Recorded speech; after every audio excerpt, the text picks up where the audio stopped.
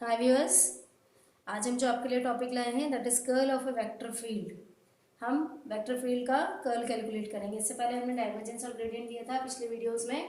तो आप अगर वो वीडियोस देखना चाहते हैं, पढ़ना चाहते हैं टॉपिक को, तो चैनल को सब्सक्राइब कर लीजिए और बेल आइकन दबा लीजिए आगे के नोटिफिकेशन के लिए। अगर आपको टॉपिक अच्छा लगता है तो उसको आगे शेयर कीजिए और साथ में लाइक भी कीजिए ताकि आपके फ्रेंड्स को भी उस टॉपिक का नॉलेज मिलता रहे। तो चलिए हम कर्ल ऑफ वेक्टर फील्ड की बात करते हैं आज। Curl of A vector field, जैसे मैंने आपको बताया था कि वेक्टर क्या होता है। Vector is a quantity which has magnitude and direction, मतलब एक ऐसी क्वांटिटी जिसका क्या होता है, परिमाप भी होता है और दिशा भी होती है। तो ऐसे हमारे पास क्या है, उस क्वांटिटी को हम कहेंगे वेक्टर क्वांटिटी। जब भी हम वेक्टर फील्ड का कर्ल निकालते हैं तो जो हमें रिजल्ट मिलता है वो भी एक वेक्टर क्वांटिटी ही होती है। तो जो मैग्नीट्यूड होता है, वो मैग्नीट्यूड जो हम कैलकुलेट करेंगे वो क्या होता है, area wise per unit area निकलता है। अगर हमने एक सरफेस ले लिया है, ये जैसे हमने मान लो सरफेस ले लिया है, तो इसका हमने स्मॉल एरिया ये लिया, पर यूनिट एरिया अगर हम लेके चलेंगे तीनों डायरेक्शन में हमारे पास x d x d y होगा, डी वाई डी जेड होगा या डी जेड डी एक्स होगा, ये एरिया होगा अगर हम तीनों डायरेक्शन में चलते हैं। तो क्योंकि वेक्टर क्वांटिटी है, हमें डायरेक्शन लेना पड़ेगा। तो इसमें हम अगर डायरेक्शन लेके चलेंगे तो इसमें लाइन इंटीग्रल अगर हम निकालते हैं, कोई भी एक वेक्टर हमने ले लिया, उसका हम क्लोज सरफेस पे लाइन इंटीग्रल अगर हम निकाल रहे हैं तो वो हमारा क्या होगा, कर्ल प्रोवाइड कर सकता है जब हम पर यूनिट एरिया उसको कैलकुलेट करके सॉल्व करते हैं। तो ये कह रहा है हमारा कि कर्ल की डेफिनेशन हमारे पास क्या है। कर्ल जो है हमारे पास, हम इसको इस तरह से लिख सकते हैं, curl of A, curl of vector A is equal to limit of area, area जो है टेंड्स टू जीरो, जीरो की तरफ जाएगा आपका एरिया। मैंने जैसे आपको बताया था कि closed line integral of a vector per unit area, अगर आप इस तरह से निकालते हैं तो ये आपको कर्ल देता है।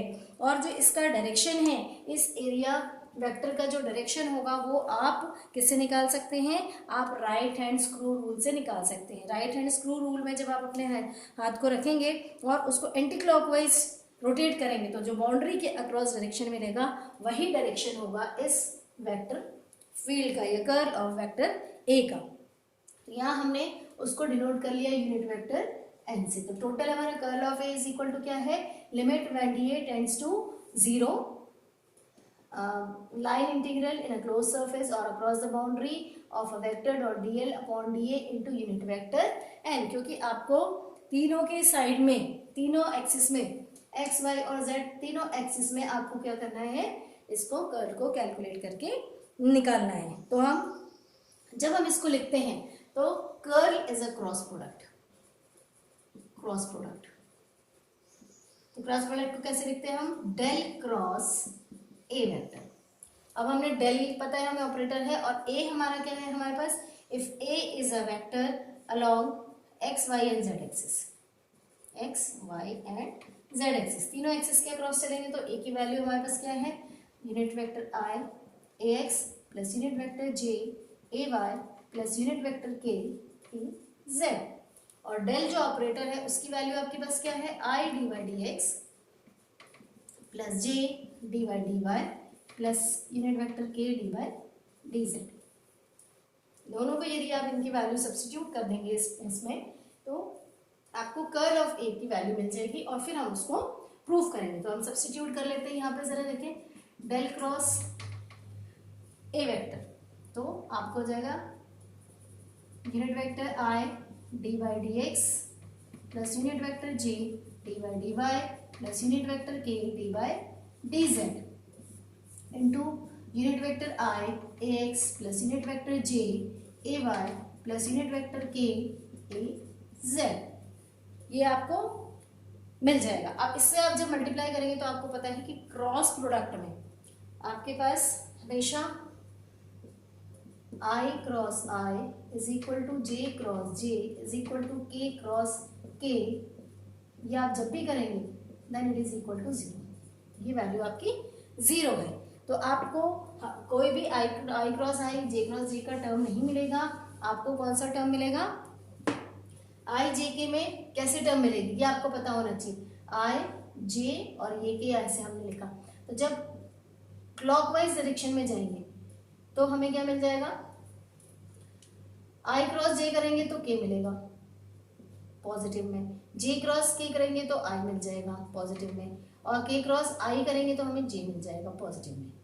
लेकिन अगर हम एंटी क्लॉकवाइज जाते हैं, एंटी क्लॉकवाइज अगर हम जाएंगे तो हमें सारी चीजें नेगेटिव में मिलेगी। इस तरह से अगर हम जाएंगे एंटी क्लॉकवाइज डायरेक्शन इसका कर लें तो हमारे पास क्या हो जाएगा, जैसे जे क्रॉस आई किया तो माइनस के, आई क्रॉस के किया तो माइनस जे, और के क्रॉस जे किया तो माइनस आई। इस तरह से हमें डायरेक्शन मिल जाएगा कि वो कौन सी एक्सिस में चल रहा है, एक्सिस के कौन सी डायरेक्शन में चल रहा है, ये हमें क्लियर हो जाएगा। तो जब हम इसको सॉल्व करेंगे तो ये मल्टीप्लाई करना थोड़ा सा डिफिकल्ट होता है, तो हम इसे मैट्रिक्स फॉर्म में लेके सॉल्व करते हैं। तो जो del cross unit vector A होता है इसको हम सॉल्व कर लेंगे मैट्रिक्स के पॉइंट ऑफ व्यू से और डिटर्मिनेंट निकालेंगे। तो हमारे पास ये डायरेक्शन हमने लिख लिया, unit vector i, unit vector j और यूनिट वेक्टर के। उसके बाद ये डेरिवेटिव्स पार्ट लिखेंगे, d by d x, d by d y और डी बाई डी जेड। उसके बाद हम A x A y components लिख देंगे, ए एक्स ए वाई और ए जेड, और इसको फिर हम क्या करेंगे, डिटर्मिनेंट के फॉर्म में सॉल्व कर लेंगे। तो हमें क्या मिल जाएगा, कर्ल की वैल्यू मिल जाएगी, ए क्रॉस डेल क्रॉस ए की वैल्यू क्या मिलेगी आपको, डेल क्रॉस ए की वैल्यू। अभी हम कैलकुलेट कर लेते हैं इसको। जब हम इसको कैलकुलेट करके निकालेंगे तो डेल क्रॉस ए, पहले तो हम वेक्टर आई के लिए चलेंगे, d of d by d y of A z, d by d y of A z minus d z d by d z of A x A y, d by d z of A y. इस तरह से अब हम जे के लिए चलेंगे, तो जे के लिए हम अगर प्लस आप रखेंगे, प्लस रखेंगे तो सीधा सीधा उल्टा हो जाएगा, d by d z of A x minus d by d x of A Z हो जाएगा। प्लस जे रखा आपने यूनिट वेक्टर और माइनस रखेंगे तो ये कंडीशन आ जाएगी, तो आपको यहाँ पे मिल जाएगा प्लस में d by d x of A z, d by d x of A sorry d by d z of A x minus d by d z of d by d x of A z. फिर unit vector के लिए निकाल लीजिए आप, unit vector के लिए d by d x of A y, ये छोड़ देंगे आप तो ये और ये मिल जाएगा, d by d x of A y minus d by d y of A x.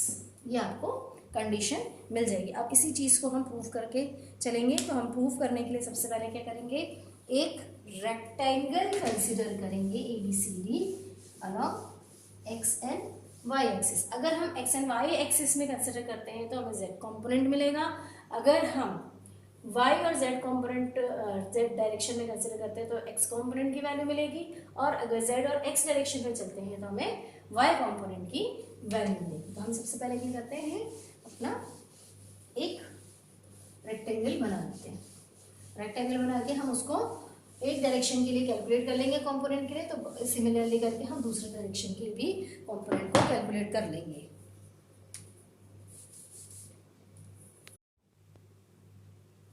ये हमने कंसिडर कर लिया है, पी क्यू आर एस एक रेक्टेंगल कंसिडर किया है along d x along x and y axis. तो हम यहाँ जो कंपोनेंट निकालेंगे वो हमारा जो कंपोनेंट निकलेगा वो अलॉन्ग क्या, यूनिट वेक्टर के निकलेगा। अब यहाँ पे जो हमारे पास वैल्यू है, जैसे हमने पी क्यू की वैल्यू, हमने डिस्टेंस कितना रखा है या लेंथ कितनी रखी है उसके डी एक्स, पी एस की वैल्यू डी वाई है। तो यहाँ जो कंपोनेंट हमने वेक्टर ए का लगाया है, सेंटर हमने वेक्टर कंसिडर किया है ए, जिसका अलॉन्ग एक्स एक्सिस कंपोनेंट ए एक्स और अलॉन्ग वाई एक्सिस कंपोनेंट है ए वाई। अब हम ये जो रेट ऑफ इंक्रीमेंट की बात करते हैं, जब हम यूनिट वेक्टर आई की बात करें, क्योंकि हमें पता है कि अगर हम A x along I axis unit vector आई की बात करेंगे तो ए एक्स अलॉन्ग एक्स तो जीरो हो जाएगा। वैसे ही वाई एक्सिस में अगर हम यूनिट वेक्टर जे के अक्रॉस अगर हम इंक्रीमेंट डिक्रीमेंट देखेंगे तो जे क्रॉस जे जीरो हो जाएगा। तो बचेगा क्या हमारा एक ए एक्स और ए वाई को हम जब कैलकुलेट करेंगे तो इसका आंसर कब आएगा, जब वो यूनिट वेक्टर के मतलब अलॉन्ग जेड एक्सिस आएगा। तो यहाँ पर जब हम बात करेंगे कि हमारे पास यूनिट वेक्टर ए जो ax कंपोनेंट है अगर वो बढ़ रहा है इट या डिक्रीज हो रहा है, लेफ्ट साइड को जाएंगे तो हम नेगेटिव हो जाएगा और अगर राइट साइड को जाएंगे तो पॉजिटिव जाएगा, मीन्स इंक्रीमेंट डिक्रीमेंट होगा। तो यहाँ जो x कंपोनेंट ax है उसका इंक्रीमेंट और decrement will depend upon the value of dy। तो यहाँ पे जो रेट ऑफ चेंज आपका मिलेगा what that will be dAx by dy और dy ऑफ ax। अब यहाँ पे पॉजिटिव एक्सिस पे हम जाएंगे तो ऑब्वियसली हाफ और डिस्टेंस चलेंगे क्योंकि सेंटर पे है, पॉजिटिव हाफ जाएगा और नेगेटिव हाफ जाएगा। तो इंक्रीमेंट की अगर बात करेंगे कि कितना इंक्रीमेंट हो रहा है तो d by dy of ax into dy by 2। वैसे जो नेगेटिव डायरेक्शन में जाएगा उसमें कितने चेंजेस मिलेंगे, d by dy of ax dot dy by 2। अब हम क्या करेंगे, टोटल कंपोनेंट इसका निकाल लेते हैं। ये हमारा एक्स एक्सिस जो है, एक्स एक्सिस के अलावा हमें वेरिएशन मिल गया, वैसे ही हम वाई एक्सिस के लिए वाई कंपोनेंट का हम निकाल लेते हैं।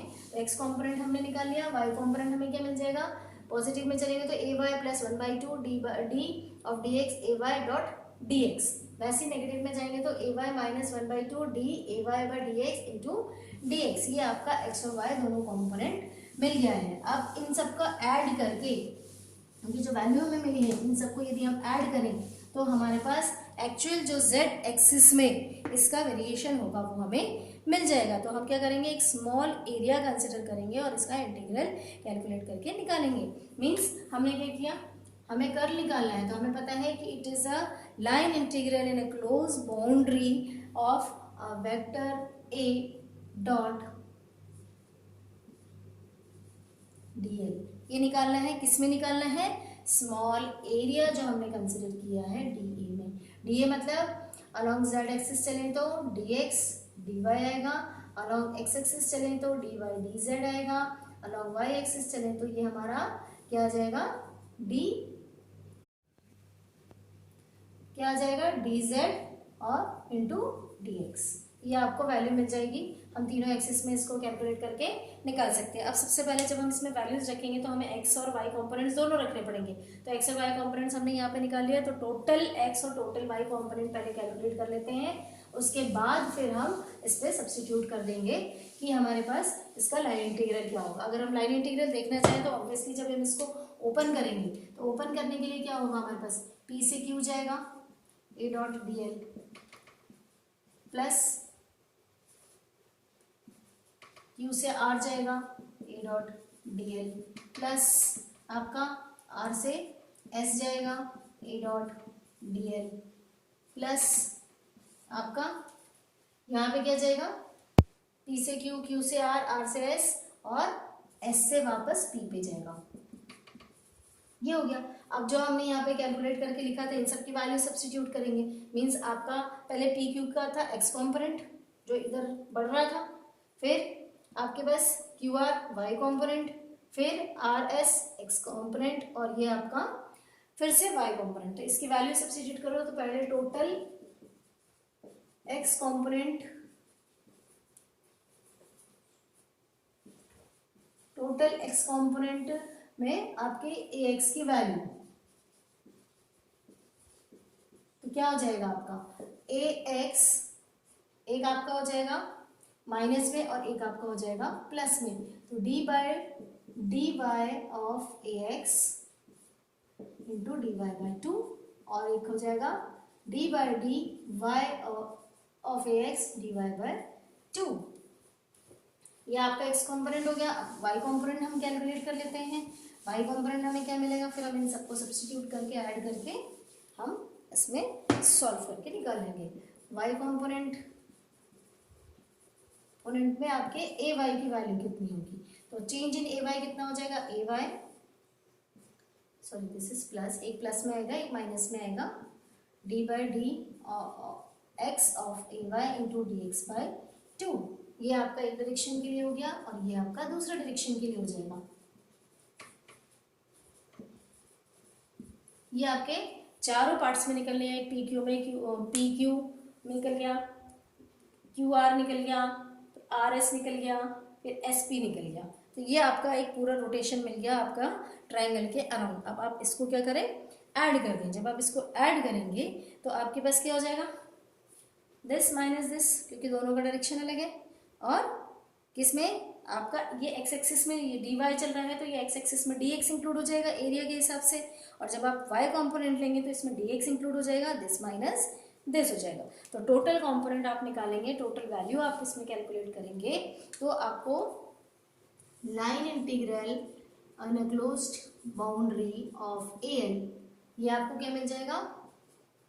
पहले हम एक्स कॉम्पोनेंट ले लें, a x minus d by d y of A x into d y by two, कहाँ पर है ये आपका, डी एक्स पे अलॉन्ग डी एक्स एक्सिस। फिर आपका ये हो जाएगा minus a x plus d by d y of A x into d y by two. अब इसके बाद आपका यहाँ पे डी एक्स इंक्लूड हो जाएगा इसके साथ में। अब यहाँ पर आपका आ जाएगा वाई एक्सिस का, तो वाई एक्सिस में आपके पास क्या आ जाएगा, a y minus d by d x of A y into d x by two along y axis minus a y minus d of A y by d x dot d x by two along d y axis. ये आपको मिल गया। अब इसको आगे हम further solve कर लें तो हमको वैल्यू मिल जाएगी। तो हमारा कर्ल कैलकुलेट होके निकल जाएगा, पर यूनिट एरिया निकाल लेंगे हम, तो हमारा कर्ल का वैल्यू कैलकुलेट हो जाएगा। अभी हम पूरे सरफेस के लिए, पूरे एरिया के लिए निकाल रहे हैं। तो ये हमारे पास, अगर हम इसको कैलकुलेट करके चले, जब हम इसको यहाँ पे कैलकुलेशन के लिए डालें तो क्या हो जाएगा हमारे पास, line integral of a dot d l in a closed loop gives, ये ए एक्स और ए एक्स तो माइनस हो जाएगा आपका, सिर्फ ये वाला पार्ट बचेगा। ये वाले पार्ट में आपके पास क्या हो जाएगा, d by d y of d by d y, ये माइनस में और ये प्लस में आ जाएगा। आपकी कंडीशन ये हो जाएगी कि आपके पास ये वाली टर्म और ये टर्म आ जाएगी, और बीच में यहाँ पे से भी ए वाई कैंसिल हो जाएगा। तो आपके पास जो वैल्यू आ जाएगी वो अलॉन्ग एक्स जेड एक्सिस की कंपोनेंट आ जाएगा। तो जेड एक्सिस का कंपोनेंट आपको मिलेगा वो d by d x of A y minus d by d y of A x, ये मिल जाएगा आपको अलॉन्ग एक्स एक्सिस। अगर सॉल्व करें तो ये देखिए ए एक्स कैंसिल हो गया, चाहे तो यहाँ कर दीजिए कैंसिल, कन्फ्यूजन हट जाएगा। उसके बाद ये माइनस में है, ये भी माइनस में है, तो ये आप लिख लीजिए minus of 2 times of d by d y of A x into d y by 2। और फिर जब इधर चलेंगे तो हमारे पास ये हो जाएगा माइनस माइनस प्लस में ये पूरी वैल्यू आ जाएगी आपके पास। ये जब प्लस में वैल्यू आ जाएगी तो आपके पास हो जाएगा plus 2 d by d x of A y into d x by 2। ये 2 कैंसिल हो गया दोनों का। अब आपके पास जो वैल्यू आ गई उसमें आपका यहाँ पे डी एक्स आ जाएगा, यहाँ पे डी वाई आ जाएगा, d x d y common निकल गया तो आपके पास d by d y of A x minus d by d x of A y, और बाहर आपको कॉमन मिल जाएगा डी एक्स डी वाई। तो डी एक्स डी वाई आपको ये डिनोट कर रहा है कि ये कर्ल जो मिला है आपका, curl of A z component मिला है। तो ये आपका curl of A z component मिल जाएगा। तो along d x d y, तो ये डी एक्स डी वाई यहाँ से कैंसिल हो गया, तो आपका curl of A z means आपका अलॉन्ग जेड एक्सिस आपको मिल गया d by d y of A x into d by d x of A y, ये मिल गया। इसी प्रकार से हम एक्स कॉम्पोनेंट और वाई कॉम्पोनेंट को कैलकुलेट करके निकाल लें, और उसका टोटल जब हम ऐड कर देंगे तो हमें वैल्यू पूरी कर्ल ऑफ ए की मिल जाएगी पर यूनिट एरिया। तो यहाँ हमारे पास जो पर यूनिट एरिया की वैल्यू है उसको हम कैलकुलेट करके निकाल सकते हैं। कैसे निकालेंगे, ये हमारा ए जेड के लिए मिल गया। अब हम निकालेंगे कर्ल ऑफ ए एक्स और कर्ल ऑफ ए वाई, तो तीनों को ऐड कर देंगे हमारा तो टोटल कर्ल आ जाएगा। तो यहाँ पे d by d y of A z minus d by d z of A y, यह आ जाएगा आपके पास। वैसे ही हमारे पास वाई एक्सिस के लिए निकाल लेंगे, तो D by d z of A x क्या एक्स जेड और एक्स आ जाएगा minus d by d x of A Z, ये वैल्यू आ गई। अब आप इसको सब्स्टिट्यूट कर दीजिए तो आपको कर्ल की वैल्यू पूरी मिल जाएगी along x y and z axis, क्योंकि ये आपका यूनिट वेक्टर आई के जे के और के अक्रॉस है। तो टोटल कर्ल ऑफ ए अगर आप निकाल रहे हैं तो unit vector i curl of A z plus unit vector के कर्ल ऑफ ए, आपका क्या हो जाएगा, ये कर्ल ऑफ ये curl of unit vector x y plus ये कर्ल ऑफ यूनिट वेक्टर के साथ में कर्ल ऑफ जेड। अब वैल्यू सब सब्स्टिट्यूट कर दो तो आपको टोटल रिजल्ट मिल जाएगा। तो curl of unit vector A is curl of A is unit vector आई, ये वैल्यू रख दीजिए d by of A z minus d by d z of A y, और फिर सेकेंड जो टर्म आएगी आपकी यूनिट वेक्टर जे के हिसाब से आप चलेंगे, unit vector j curl of A y d by d z of A x minus d by d x of A z plus unit vector के। अब आप z की वैल्यू को कर्ल ऑफ z रख दीजिए यहाँ पे, और यही आंसर था आपको जो डेल क्रॉस ए दे रहा था। तो ये आपने प्रूव कर लिया कि डेल क्रॉस ए की वैल्यू जो आपने पहले कैलकुलेट करके निकाली थी उसका आंसर आपको यहाँ पर मिल गया है। So this is the proof that we want to get here. अब इसको आप चाहें तो मैट्रिक्स फॉर्म में लिख सकते हैं, आई जे के में लिख सकते हैं, तो आपको डिटर्मिनेंट कैलकुलेट करके यही चीज़ मिल जाएगी। तो आपके पास ये कर्ल ऑफ ए की वैल्यू भी मिल गई है। So that's all for this topic. Thank you viewers.